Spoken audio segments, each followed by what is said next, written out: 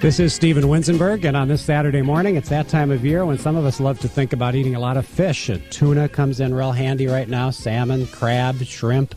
And have we got a prize package for you today? We are going to be talking with the folks from Chicken of the Sea Tuna. We're going to be asking you for your favorite tuna ingredients. What do you toss in with tuna, or how do you make tuna that's very unusual? We don't want complete recipes. We just want some of your ideas on what you do that's a little bit different.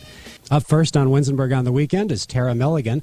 Terra is from Chicken of the Sea Tuna, and Terra, thanks for being with us. My pleasure. And Terra, glad to be here. I keep saying Chicken of the Sea Tuna, but Chicken of the Sea actually has a broad variety of products. Tuna is probably the one that we're most familiar with.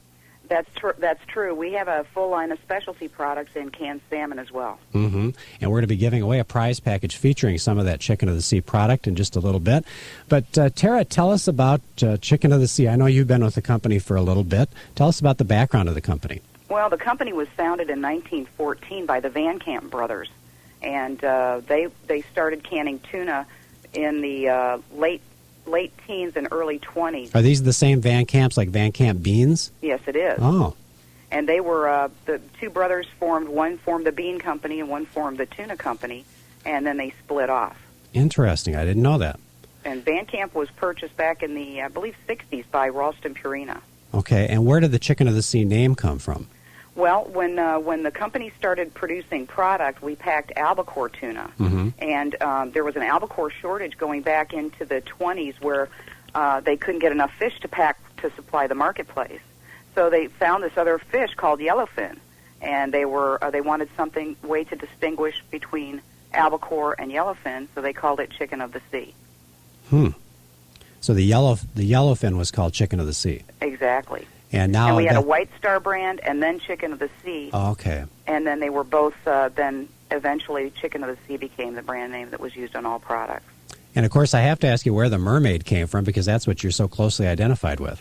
Well, back in the 50s, they decided we needed an icon to represent the company, and so they used a lady, actually, to pose and develop the mermaid image. She's been with the company since 1952. Okay, so we've all pretty much grown up with the mermaid and the Chicken of the Sea can. You, I understand, have quite a mermaid collection yourself. Is that because of the work you've been involved with now? You know, the first day I joined the company, I bought my first mermaid. I have probably about 300 to 350 now. Oh, my. It's pretty extensive. So let me guess, that's what you do in your spare time. You go around looking for mermaids. You've got that right. I check for them on eBay and Yahoo, and I collect them pretty extensively, from dolls to images to... Is there a big market out there for mermaids? You know, surprisingly enough, some people, once I mention that I collect mermaids, all of a sudden they start seeing them. And they're pretty easy to find. Right. Terra, tell me a little bit about the health benefits of tuna, because I think we all know that tuna is one of the healthier products out there. That's for sure. Tuna is one of the lowest fat, highest protein products available. It's low cost. It's easy to use. It's already cooked, so you don't have the safety aspects of it. But nutritionally, it's very sound. Does the oil make a difference if you have an oil in it as opposed to the water-based tuna? You know, there's back in the 80s, the tuna companies actually pushed people to buy product in water. The best quality product is packed in oil. The flavor profile is better. The texture of it, because of the way the oil cooks inside the can, holds the tuna better and more intact. But interestingly, if you take an oil-packed tuna, blend it with mayonnaise, and a water-packed tuna and blend it with mayonnaise, it takes less mayonnaise to achieve the same texture with oil as it does with water. So, in effect, you're using less calories and less fat by using an oil-packed tuna. I have never thought of that. You might be right, because there isn't as much flavor in that water-packed. Maybe we toss in a little more mayonnaise, and that actually hurts in the long run. Absolutely. And what about the different types of oil? Because now as I've looked at cans, I've noticed that there are different types of oils used to pack the tuna. In our product, we use the canola oil, so it's saturated fat-free. Once you drain the oil, there's no saturated fat included in it. I also noticed that now some companies have these new pouches out there, and you've got a new product that's going to be coming out here real soon. And I think, is there oil or water in these pouches? There's a slight amount of water, and that water is in there just to prevent the tuna from adhering to the sides of the pouch and scorching in the heating process. But much less liquid in there, though. yes, there's almost no liquid at all. Terra Milligan is from Chicken of the Sea. We're on News Radio 1040 WHO. The prize package we're giving away today has about, 3, 6, 9, 12, looks like 13 cans of crab meat, shrimp. We've got salmon. We have baby clams. We've got tuna. And then we've got a bowl to mix it in, an apron, tongs to serve it with, and the Tuna Fish Gormet Cookbook. What a package that you've got coming up on News Radio 1040 WHO. And Tara, before we get to our callers, tell us about some of the unusual recipes in this Tuna Fish Gourmet Cookbook. I cannot believe what you're making out of tuna. You've got tuna mixed with peanut butter and tuna strudel, tuna burgers. How'd you come up with these? Well, you know, tuna is pretty versatile. I think if you use other proteins like chicken in a dish, you can almost pull any protein out of whatever recipe that is and insert tuna. And it's a really interesting way to serve tuna, but, takes you outside that 50s box of eating tuna. But you have to admit, like, you've got a recipe here. It's like tuna mixed with brown rice and raisins, and you make it into a salad. And that's not a typical thing that we think of for tuna salad. No, tuna tabbouleh isn't one of those things that, rings a bell in most people's books. But I find that if I can take tuna, like you take a classic tuna melt, for instance, and you change all the ingredients in it, you still have a tuna melt, but it's a little bit different. Like you use smoked Gouda cheese and cream cheese and tuna, and then you blend them together, grill it like a grilled sandwich, put bacon and tomatoes on it, and you have a smoked Gouda tuna melt. You're going to make us hungry, Tara. I know. I'm already hungry That's myself. Right. Tara, the phone lines are just going crazy. Everybody wants to talk about their special tuna recipes. I'm all ready. All right. Let's try Michelle first. Michelle, thanks for being with us on WHO Radio. What do you do with tuna? Well, I like to make an open-faced sandwich with it. I take a slice of bread, put some Miracle Whip on it, and then I add Miracle Whip to the tuna fish. I put that on top of the bread. I put a piece of cheese on there, some bacon bits, slice of tomato, put it in the oven for about 20 minutes. I like the bacon bits idea. That's nice. Sounds delicious. Yep, like an open-faced sandwich there. So, Michelle, thanks so much for being with us. Tara, what about the controversy of mayonnaise versus Miracle Whip? Well, it's kind of a regional flavor preference. Most of the people on the left and the left or west coast and the east coast enjoy it with mayonnaise. But through the Midwest part of the country, Miracle Whip is pretty much what they grew up with. That's right. Todd's up next on WHO Radio. Hi, Todd. Hi there. How do you eat tuna? My favorite is tuna fish on toast. Tuna fish on toast. Is tuna fish in a cream sauce, or just spread over toast. So it's like cream tuna? Yep. Did Mom make that for you when you were growing up? Yep. That's where it came from. See, you know what? That makes me not feel good because that's what I think what we made cream-type things when people were sick at our house. So it reminds me of those days. But it's got good memories for you, right, Todd? It does. Great. Well, thanks so much for being with us on WHO Radio. Margaret's up next with our guest, Terra Milligan from Chicken of the Sea. Hi, Margaret. Hi. How do you eat your tuna? Well, I mince up green onions and peppers, and then I take white raisins, walnuts, and I prefer Hellman's. That sounds great. And then I decorate that with tomatoes, and then I also sprinkle some paprika over to make it look real nice. Oh, you take a little time to do this. Yeah. Well, that sounds we beautiful. love tuna. That's great. Well, Margaret, you're going to just love this pack that we've got for you. So thanks for being with us on WHO Radio. Back to the phone lines on News Radio 1040 WHO. It's Elaine is up next. Hi, Elaine. Hi. How do you make your tuna? In our family, we call it chicken of the sea and chicken fruit. So we call it chicken salad. And we use Say that again. You call it chicken of the sea and chicken fruit? It's chicken salad. Chicken salad. Because it's chicken of the sea and chicken fruit. You hard cook your eggs and mash them all up crumbly. Mix it with your tuna and the condiments that your family likes.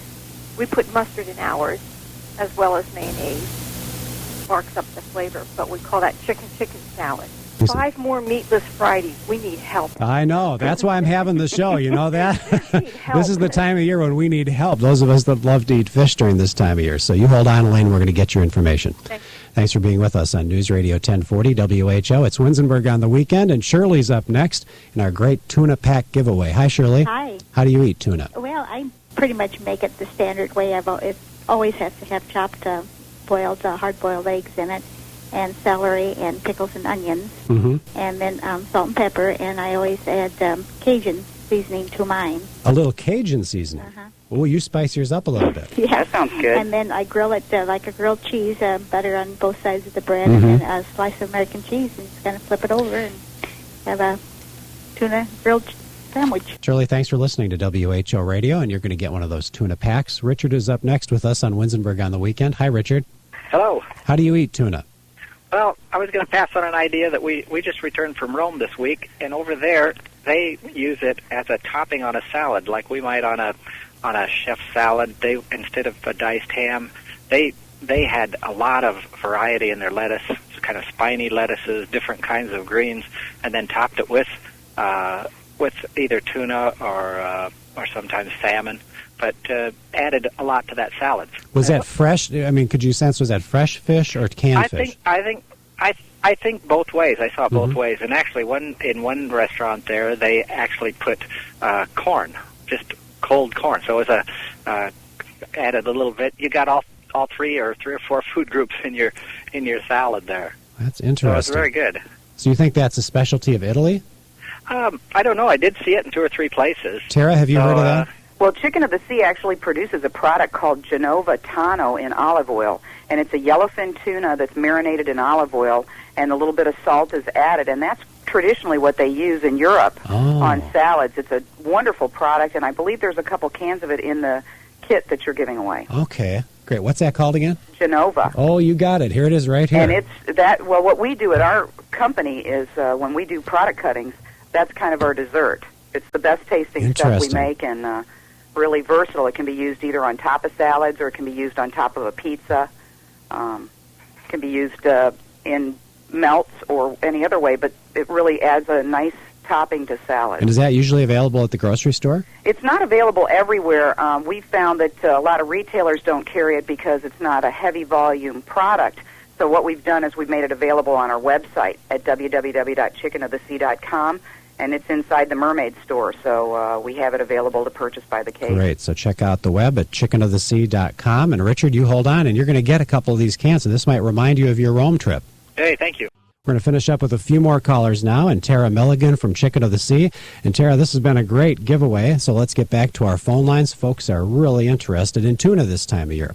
Millie is up next from Marshalltown. Hi, Millie. Hi. How do you make tuna? Well, I'm calling this morning because my 5-year-old heard that you were giving away tuna, and it's her absolute favorite food. Oh, so. She is going to love this gift pack, too. Well, she said I had to call in, but she'll eat it straight out of the can if we open the can for her, but we like to mix it with like some pecans and water chestnuts and celery and onions, and then crack a couple eggs into it and make patties and cook them on the Foreman grill for a real quick hot meal on a busy night. I have never heard of that. Yeah, wonderful. Tuna burgers are really great. We've got a couple recipes that have like a Thai tuna burger or curry flavored or Cajun. They're really easy to make, and they're delicious. So because of your daughter, do you make it in other ways, too? Oh, in just about any way. She loves tuna, so any way we make it, she'll eat it, and she thinks I'm the best cook in the world when I open a can of tuna. Well, and it's so healthy, too. Yeah, it's good for Well, that's great. Well, the recipe book that you're going to get has lots of fun ideas. They've got a tuna combination with garlic mashed potatoes that sounds really good. That sounds good. And some other, casseroles. They even have a tuna strudel in there. I can't even picture that, but that's what they say. So, Millie, you just hold on. We're going to get your information. And thanks for listening to WHO Radio. Now, Tara, I know that some people eat tuna pizza. Yes, they do. I've never tried that.